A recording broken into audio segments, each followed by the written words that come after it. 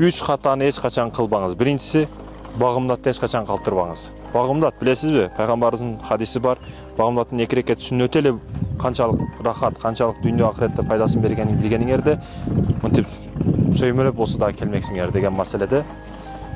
Уламаларыбыз дагы багымдатка өтө катуу басым жасашкан.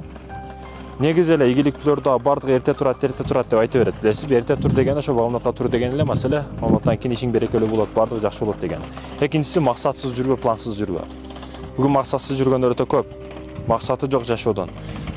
Бул максатсыз жашоо бул дүйнөдө. Мындайча айтканда, багыты жок сууга окшош да. Ал эми үчүнчү маселе лох болбо. Умар ибн Хаттаб айтат го, радиаллаху анху, Аллахтан разы болсун. Мен өтө сергекмин дейт. Мен өтө тетикмин. Мен мындай шарик, азыркы тил менен айтканда шариктер алып кете албайт дейт да.